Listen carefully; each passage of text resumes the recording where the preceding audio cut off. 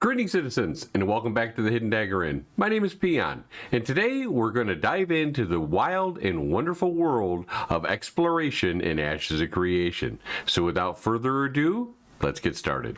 Ashes of Creation promises to be a game where exploration just isn't a side activity, but a core part of the experience, from the lush forest to the desolate wastelands and everything in between. Verra is a living, breathing world waiting to be discovered. So what do we know about exploration so far in Ashes of Creation? Exploration is a huge part of the game, and there are a lot of systems that are dedicated to rewarding exploration. Utility spells, the ability kind of to discover hidden tracks or doorways that can only be revealed through a mage's utility spell of Arcane Eye or something.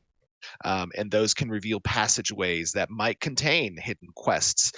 They definitely grant exploration experience.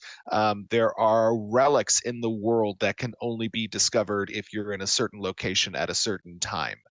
There are constellations that can only be seen at a certain time at a certain location. So you know, it, it's kind of widespread how exploration can affect many different progression paths within the game, and it's not just about kind of visiting an area once and never coming back, because timing matters as well. It's part of what makes an MMO an MMO, is that immersive feeling, being able to go out into the world and discover things and have those discoveries impact your gameplay to a degree. That's part of creating a holistic world that feels immersive. So exploration is a very big part of Ashes of Creation. It intersects with a lot of different systems. Before we dive into more of the exploration, first we have to talk about the dynamic world of Verra itself. Unlike many MMOs, the world of Ashes of Creation is constantly evolving. This isn't just about seasonal changes or weather patterns. Although those are definitely a thing, I'm talking about the node system. Nodes are the backbone of the game's world building. As players complete quests, gather resources, and defeat monsters, these nodes develop from single camps into sprawling cities. Each node is going to offer its own unique opportunities for exploration. From discovering hidden dungeons to unlocking rare quests, the progression of nodes will drastically alter the landscape of the content available, as no two worlds are going to be the same, so neither will the exploration found. Now let's get on to the nitty-gritty of exploration and the hidden secrets and treasures Ashes of Creation has to offer and is designed to reward the curious and adventurous.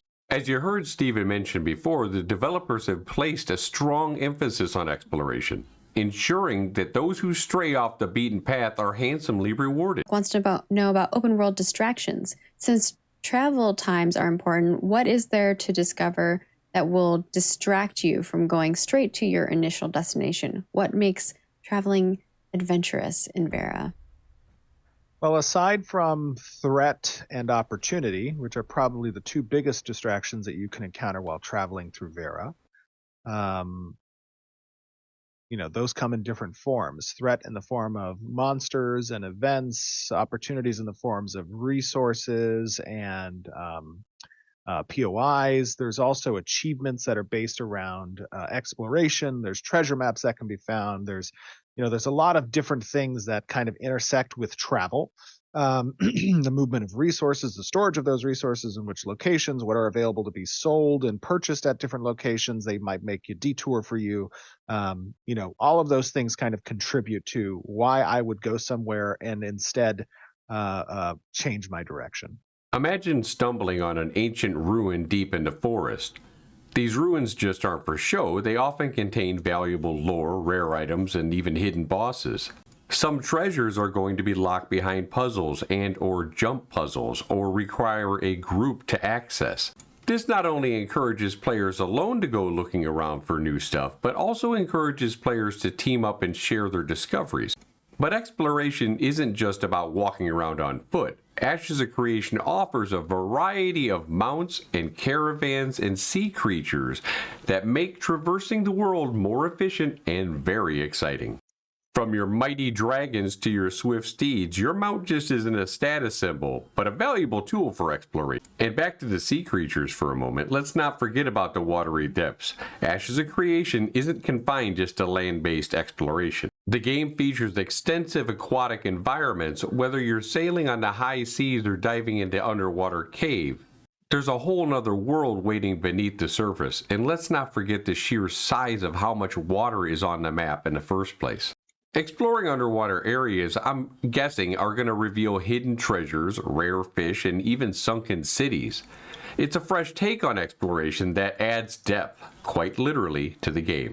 On a personal note, I'm hoping that they have the shipwrecks down below underwater because they were a lot of fun, very lucrative, and were the epitome of risk-reward. Now it's time for some Peon speculation. Based on what we've seen and heard, there are plenty of theories about what might be out there in uncharted territories of Vera. One popular theory is the existence of an ancient civilization predating the current lore. These could be hidden in remote areas, offering rich stories and powerful relics. Another theory is the inclusion of dynamic events tied to exploration, such as discovering a dormant volcano, which we've seen that suddenly erupts, changing the landscapes and creating new opportunities and challenges. Lastly, let's talk about the role of the community in exploration. Ashes of Creation is designed to be a community-driven game. This means that player actions are going to shape the world, and exploration will be a collaborative effort.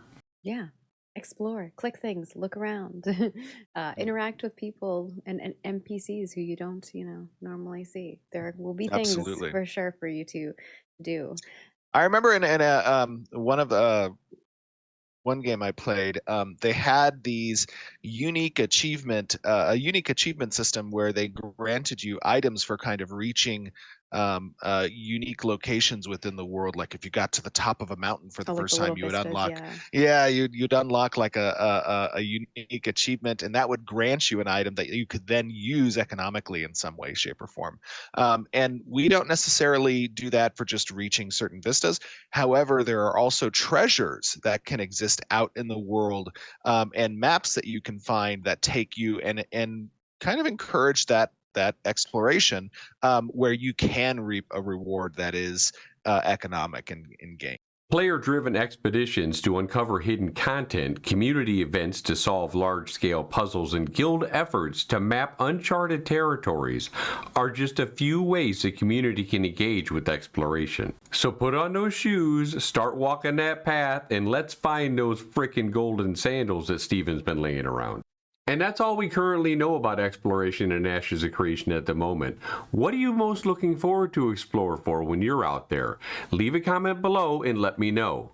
And if you liked the video, make sure you smash that like and subscribe button, as it'll really help me out and I really appreciate it. And don't forget, if you're looking for a guild, you know where to go. Come stop by the link I'm going to leave below for Overlord.